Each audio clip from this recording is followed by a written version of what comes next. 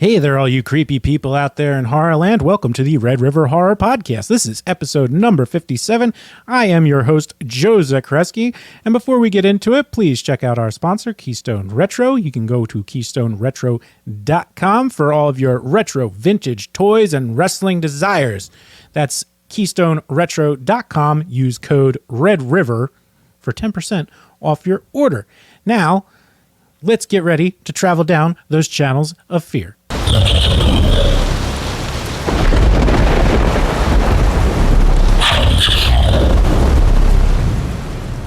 And welcome back, everybody. It's episode number 57. Once again, I am Joe Zakrzewski, joined by RedRiverHorror.com founder, Eddie Caiazzo. Hey, Ed, how are you today? Joe, I'm doing great, but I'm not doing as well as our guest last week. Just a little news nugget. So we ended last week's episode with the great Steve Morrison of Preston and Steve. And now it is official. Preston and Steve are going into the Radio Hall of Fame. Radio Hall of Fame. Congratulations to them. And especially, it's interesting because people listening couldn't see Steve's mannerisms, but we were talking to him, we had video, and just so humble. Very. Unsure if they were going to, it's I didn't have a doubt. I mean, no. Especially they're getting a lot of, we didn't even talk about it with them, but there's some big time comedian, the comedian Bert Kreischer, who has a million podcasts, he talks about their show all the time. They trash, a lot of comedians will trash on morning radio shows, not them. Oh, wow. Okay. So you put it so people actually enjoy being on their show. I mean, it says a lot about who they are. And I mean, they do they have some campy things, but you got to have energy and stuff like that. But otherwise, it's a really solid show if you ever hear any of the other available morning shows out there in the country. Yeah, absolutely. But I wanted to open with that. I'm doing well, but I'm very, very happy for Preston, Steve, and the whole team. And the whole Casey gang. Boy, Marissa, Kathy, Nick. Yeah. So congrats to those guys. Congrats to all of them. Yep. WWMR. Yeah, way to go. And we'll get to ask Steve more questions next time. Yeah. He is looking forward to coming back. Yeah. Said. So that'll be exciting. Yeah, we'll have to come up with something maybe listener submission questions for Steve, like a little AMA. I like our that. AMA with Steve Morrison. RRH AMA. Yeah. Oh, I like it. But Joe, this week, I'm excited. Yeah, so I'm pumped too. So we're going to do a little legends because one of our favorites, Candyman. Ooh. Go ahead. Can you say it again? Yeah, so there's reviews coming in already for the new Candyman. Oh. Very, very positive. Very positive. A very unique look. Not going, definitely looking pretty interesting. Candyman. Mm-hmm. That's the second time. And then, you don't have a mirror in front of you, so I guess you're safe. Yeah, let me get my flask here. Yeah. Continue. So, written by, I forget who else, and Jordan Peele's got the big name behind it. Cast looks pretty solid. And, not a shot-for-shot remake of the first one star of Tony Todd Tuesday, Tony Todd. You know it. No, Tony Todd's the man. But yes, we will give these good folks some credit from the IMDb page. Holy crap, you are right. 90% on Rotten Tomatoes. Yeah. Wow. Yeah, it's coming out strong. Oh, man. I can't wait to see Stacy's review on Red River Horror. I haven't seen it yet. But yes, let's just give these good folks some credit. It is called a spiritual sequel to the horror film Candyman, which of course came out in 1992, that returns to the now gentrified Chicago neighborhood where the legend began. And top cast, Yaha Abdul Mateen, Tayona Paris, Nathan Stewart, you got Jarrett. Okay, that was an easy one. And what is it? Who else we got here? Coleman Domingo, Kyle Kaminsky, Vanessa Williams, not the not the singer. She may sing though. Rebecca Spence. So a lot of people. Director Nia DaCosta. 90% on Rotten Tomatoes. So, but the reason we're talking Candyman this week, yes, I think you and I, we have some connections, and we're trying our best to get Tony Todd on, but I think we're going to get people around the original Candyman on. Yeah. Eventually, we've got some of those connects, but So, writer Jordan Peele, Rosenfeld, DaCosta. Oh wow, okay. So all three. So we are very excited about that, but are also excited about what they were studying in the first film in the first place. These legends. So those of you who have not seen Candyman, it goes by that legend where you have to look. You go to a mirror, and you say Candyman. I believe it is. It is. Oh, so you have to say Candyman 5 Yeah, times. Candyman's 5 times. 5 times, and then he will come and he gonna get you. So saying stuff into the mirror is creepy. I'm pretty sure everybody at some point, whether it's not Candyman wasn't the one that we would say in the mirror when we were kids. No, I was a little young to watch it when it came out in the flesh. Exactly. So I'm pretty sure the legend of saying something into a mirror X amount of times, it's the same. We have the same one that we both grew up with, which is Bloody Mary. Absolutely. And that's only 3 times. Now that was 3 times for us, right? Yeah. So I looked at a few different sources. The Smithsonian piece, you can read all about the legend of Bloody Mary on the Smithsonian's website. It's actually pretty cool. It explains pretty much what the Snopes piece says. So do you mind if I read that? No, go right ahead and let's learn a little bit about Bloody Mary. All right. So Joe, you and I grew up with, you say Bloody Mary 3 times in the mirror, and she will appear. And then depending on where you are, I'm guessing this is regional. We were talking about things that happen in our region, how we heard it, where we went to school, who we grew up with. So 3 times she appears, and then I can't remember the progression, but if you say it a certain amount of times, eventually she'll kill you. So like she scratches you in the next one, then she kills you in however many more. So if you go to Snopes, headline, this is actually from 2001. Ooh, 20-year-old. Yes. Cool. So is the Bloody Mary story true? Well, chanting Bloody Mary 13 times in front of a darkened mirror summon a vengeful ghost. So the claim, chanting Bloody Mary 13 times in front of a candle-lit mirror will summon a vengeful spirit. Their rating is legend, obviously. So, origin. Research into Bloody Mary goes back to 1978. This article for Snopes, by the way, David Mickelson. So I don't know if he's still there, but thank you, David. So 1978, when folklorist Janet Langlois, Langlois, probably saying it right, she published her essay on the legend, Belief in Summoning the Mirror, which was even at that time widespread throughout the U.S. Mary is summoned whenever squealing girls get together for a sleepover, or in this case, Eddie and Joe, but boys have been known to call on her too. The Bloody Mary legend was common when I was a kid, so the writer of this piece, Mr. Mickelson, so when he was a kid, I'm going to skip ahead a little bit here. Well, to be fair, the first time I saw it was my sister and her friends were doing it. Oh, God. So you can attest to... So, yeah. the Bloody Mary legend. Okay, so he's speaking parentheses here. Legend was common when I was a kid in the early 70s. We typically performed the ritual in bathrooms because the bathrooms of our suburban homes had large mirrors and were easily darkened even during the day since they had no windows. Familiar Bloody Mary story was one about a girl who supposedly ended her incantation with a spiteful, "I don't believe in Mary Worth," then tripped over the door jamb while exiting the bathroom and broke her hip. So there's some examples collected on the internet. It says, if you go into the bathroom and look in the mirror with the lights off and the room completely black and then say Bloody Mary 13 times, a woman will appear and scratch your face up/off. Whoa. So 13 times. So when we were kids, you said it 3 times, she appeared. They're saying if you say it 13 times, they're going to... You get your face ripped off? Yeah. Huh.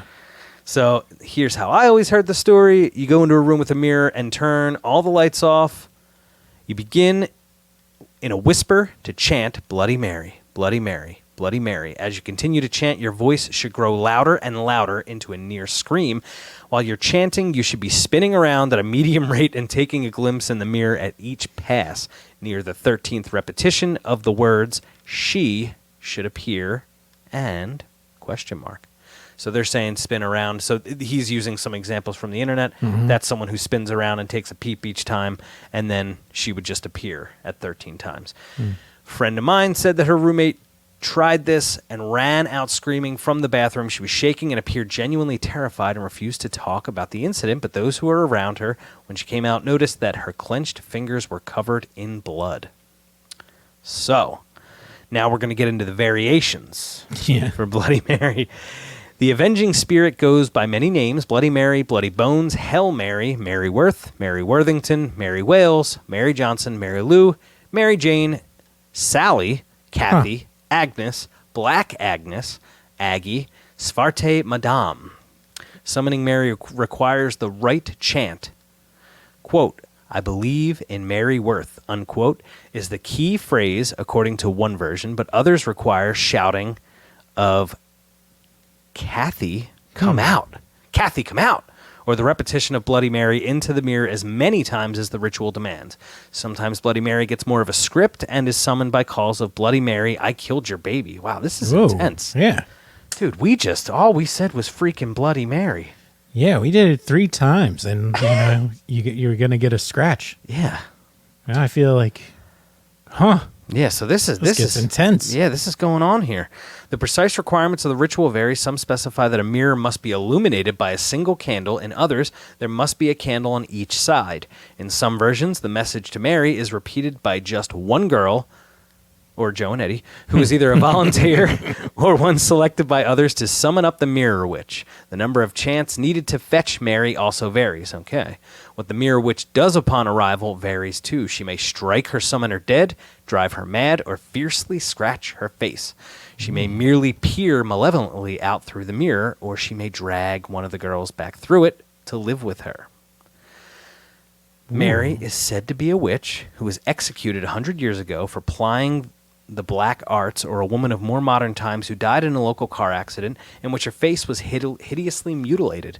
Some confuse the mirror witch, and I always did, to be perfectly honest, this is me, with Mary I of England, whom history remembers as Bloody Mary. An expanded version of that confusion has it that this murdering British queen killed young girls so she could bathe in their blood to preserve her youthful appearance. That legend more properly attaches to Elizabeth Bathory, a Hungarian countess who lived from 1560 to 1614. So I always thought... Did you associate it with Bloody Mary from England? Yeah, I think she was daughter of Henry VIII. Yeah, so yeah. My association is not. I had a different thing where my young mind went. Ah, okay. So when I was a kid, what I thought the Bloody Mary character was, or the ghost, whatever you want to call it, was, we grew up, we went to Catholic school. Yes, sir. All over the place, even in my house, we had statues of the Virgin Mary. So, oh my gosh. It wasn't her, but it was like the, reverse Mary. Oh. So it was like the evil one. You know how there's like an Antichrist? Dude, this was like creepy. The anti-Mary is where I thought it was. Wow, so like Santa Claus, Krampus, Jesus the Antichrist, Mary, and Bloody Mary. Yeah. I love that. That's what I thought it was when I was a kid. Wow. So I was just like, whoa. That is a really good variation. Yeah. I feel an indie movie in the works. Yeah. Bloody Mary. People don't know what the hell it is unless they listen to this episode. Yeah, I'm sure. That's dangerous territory to use as a subject.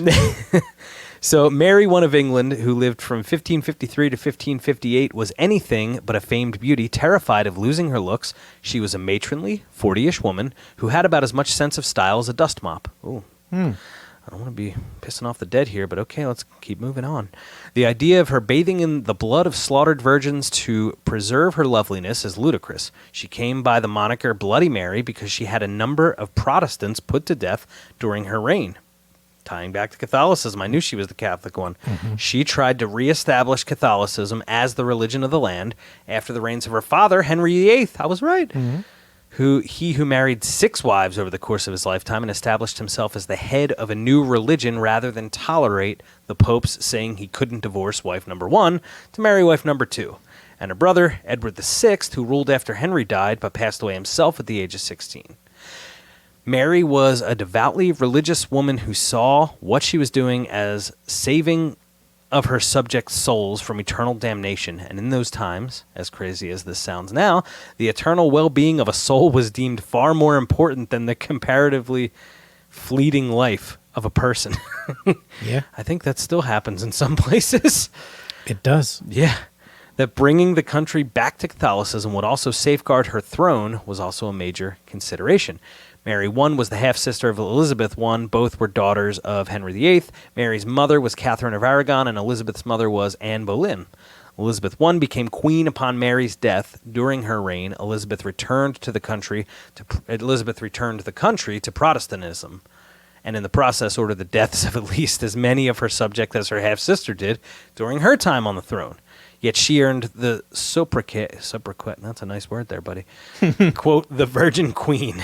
She never married, rather than any version of Bloody Elizabeth. So she was able to save her name. So I thought it was Mary I, going back to Henry VIII's daughter, the Queen, who tried to turn the entire country Catholic. So although, I'm just reading from the article again, although there was a British queen known as Bloody Mary, there's no connection between her and the Mirror Witch that has surfaced, save for their both having the same name. Likewise, the Mary Worth appellation of the malevolent apparition doesn't appear to be drawn from the lead character of a popular comic strip of the same name. In lore, as elsewhere, coincidences occur. So that'll rid you / me of any Mary I talk as the original Bloody Mary. She is the original Bloody Mary, but that's not who we're calling on in the mirror. Nope. Right. Nope. And then Candyman definitely took from that legend for the Candyman movie. Right. I think that's pretty well established. So Virginia Madsen's character and Cassie Lemons, who's helping her, they're both, I believe they're grad students. Yeah, she's working on something. Like a thesis or something, but she was trying to talk about urban legends and that being local, like Candyman being a local legend to the people in Cabrini Green, in the Cabrini Green project in Chicago. Mm-hmm. So that's what led her down the hole of searching. She visited the Cabrini Green projects, was taking pictures, seeing everything, realizing that just like the people that live here really believe in the Candyman. Yeah. And little did she know that when she chanted the name 5 times, oh, crap, there's Candyman for reals. But, he's obviously killing people. Nobody believes that she is. But anyway, yes. So her job is to find that local legend. I think she's trying to prove. Yeah, that it's bunk. Or is this real? She's just like doing the deep dig into it. But it's interesting. And then here's the thing about Candyman. What's your favorite death in Candyman, and why is it Xander Berkeley? So little nugget. No? No. I'm saying the Xander Berkeley death was not in fact done by Candyman. Refresh my memory. We just watched this a couple months ago, too. Yes, so we're going to, if you haven't seen Candyman 1992, tune out now. Good. Okay. So at the end of the story, she goes into the large fire, that bonfire that they're setting at Cabrini Green. Yeah. She's able to get... I think Ruthie is the name of the woman. She's able to get baby Anthony out of that fire, but Candyman, Tony Todd, holds her in the fire so that they could live in eternity. Right. After that, so the baby's safe, thank the Lord. We get back to the apartment that Xander Berkeley and his new lover that he was cheating on Virginia Madsen with. Oh, her name's Helen. I'm sorry. Helen's Virginia Madsen's character. So he's crying. The whole thing finally hits him. Mm-hmm. What the hell just happened? Mm-hmm. So Helen is dead. Helen, so she was framed by Candyman for killing all these people throughout the movie. Anyway, he chants her name by accident in a moment of grief 5 times. It all came rushing back. So Xander Berkeley is upset. He's looking in the mirror. Ellen. Boom. That's 5 times. Comes and just absolutely rips him to shreds. That's it. I can't believe I forgot. My brain's just mush. Yeah. No, it's okay. So to answer But it's still the best question, kill in the movie. The psychiatrist. Oh, it's the best kill in the movie. Yeah. But if we're specifically to go favorite kill from Candyman, it's the George Costanza looking doctor that Helen's talking to. Yeah. He just comes out of nowhere. Bang. And like, guts him. Mm-hmm. Woo. Got that hook. Yes. So Joe, I spent a lot of time on Bloody Mary.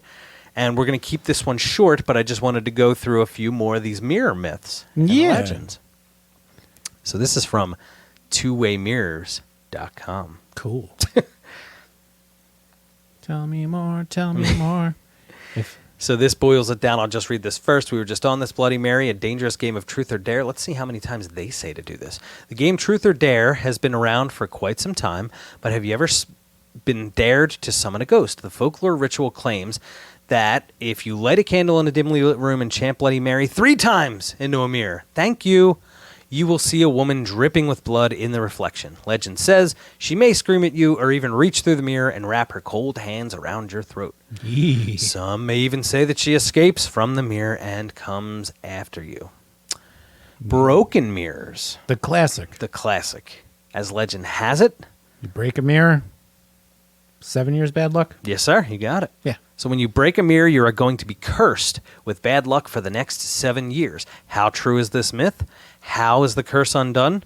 While it's hard to say how accurate this belief is, it's always better to be safe than sorry. Accidents happen and things break. We're human. Potential curse reversal options. Ooh. Wait a couple of hours before picking up the broken fragments. Then take every last bit of mirror and bury it outside in the moonlight. There you go. Okay. The classic from Dumb and Dumber, throw salt over your left shoulder onto the devil himself. Mm-hmm. Just watch out for sea bass. Sea bass and the boys. Kick his ass, sea bass. And then the best is, quick, toss some salt over your right shoulder. Wrong shoulder. Throws it. What the hell? Oh, Cam Neely. Yeah, from the Boston Bruins. And his hat, do you remember what it said? Wine Dine 69. This is Wine 'em, Dine 'em, 69 'em. So, and then finally, if you want to reverse this 7-year curse, if you break a mirror, take a single piece of the mirror, touch it to a tombstone. Interesting. That's an immediate reversal, it says. Oh. Huh. Yeah. All right, so good luck newlyweds, right? Yeah, right. If you or someone you know is getting married, then this one is for you. The happy couple should stand in front of a mirror together. Not only do they get to check out how stunning they look on their special day, but they are also participating in a wedding tradition. It's said that if the married couple looks into a mirror shortly after they say I do, they are uniting their souls. When you look into the mirror with someone, it is said to create an alternate universe where the two souls can live on together forever. Another common wedding tradition is a little more risky, but just as fun. Breaking glass on your wedding day is a good omen. Just try to avoid the mirrors, obviously. The shattered pieces of glass represent how many years the couple will have together. That being said, make sure you put a lot of muscle behind the break. Yeah. Yeah. So, do you want to hear any more? Maybe one more? Yeah, give me one more. I want one more. All right. Mirrors by the bed steal your soul. What? Yeah. If you sleep with a mirror facing your bed, you may want to reconsider. Done. Legend has it that spirits from the other side will suck your soul out through the mirror. There's no better time to suck someone's soul out than when they're laying unprotected and unaware in bed. I always thought the toilet was the most vulnerable, but You would think. clearly not. It's not. As beautiful as the giant bedroom mirrors are, placing the mirror elsewhere may not be a bad idea if you're superstitious. If your mirror is fixed to a closet door or a wall and you can't move it, simply covering it with a blanket or cloth at night would also do the trick. Ooh. That seems to be a bit much. I think it's easier just to have like the mirror elsewhere if you're superstitious, Yeah, probably. you know. So, yeah. So at least on twowaymirrors.com they have what we had as far as the Bloody Mary thing goes. Yeah, 3 times. That's what we know. 13 just seems excessive, especially like if you're going to get louder and louder. It's usually kids doing this. If I did that, and at the time you're doing it, your parents are just going to sleep or already asleep. So next thing you know, you're screaming. Yes. In the bathroom. I'm sure that's not going to be received too well. No. If you do it now as an adult, you just look like a jackass. So it's kind of... Well, before we take it home, Joe. Yes. Have you ever done Candyman in the mirror 5 times? I've never done Candyman in the mirror 5 times. The furthest I've ever gone was with my sister was having a sleepover with her friends. They were, bringing up Bloody Mary. I went to the bathroom, said Bloody Mary 3 times, and then I scratched myself and came out and said, "Look." You would totally do that. I would, and I did. Okay. What was the reaction? They screamed and stuff, and then my dad did the "what the hell's going on?" He took the discipline from there. Yes. What did you do? Middle child. That's me. But yeah. What did you do to your sister? Yeah, that was first, and it's like nothing, and it's just like then she, it's like he said, blah, blah, and it's just he sees my arm, and there's just a little bit of pain. It's like, what the hell are you doing? It's like my usual thing is I do something stupid, and it's just like a swift backhand to like my forehead or the back of my head. Be like, what the hell's the matter with you? All right, so that's your experience with Bloody Mary. That's as far as it went. You've never done Candyman. Have you ever broken a mirror? Yeah. Okay. Was it more than 7 years ago? Yeah. I was terrified. That one got me. What age? I was probably like 11. Oh man. I was probably 11, and we're like, it didn't matter if the mirror broke or not. It was like it was like outside or something. It was getting thrown out, and broke it. And you had some tough sledding for a few years after that. I know for sure. Probably. I didn't break anything. I don't know. There was that, and then I ended up walking under a ladder, thinking that would offset it. Oh my gosh, walking under a ladder. Let's just see what the internet says about walking under a ladder. Yeah. I know it's bad luck. I don't know why. I actually never looked that up myself. Me neither. But I have done Candyman in the mirror 5 times, and I thought it was this big accomplishment because I was a teenager, and I was just like, oh man, I did it. See, and I'm not dead. So Tony Todd, please. Well, although I did get a picture with Tony Todd. You did. In costume, and he didn't kill me then because we started Tony Todd Tuesday. That's right. Yep. You saved yourself. You saved your soul. Okay, this is just general knowledge on why you shouldn't walk under a ladder, especially if someone's on it. So that seems like that's just general safety. I can't remember if I did Bloody Mary. If I did, I was definitely really young. Yeah. And I probably didn't see anything, but psyched myself into believing I saw something. Yeah. So, yeah.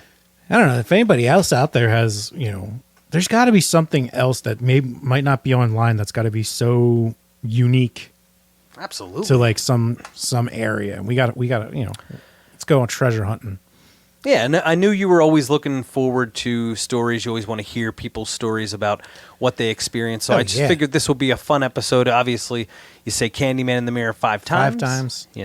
We do Bloody Mary 3, but you can go up to 13 if you really want to test it. Sure. And then if you got one for us, let us know.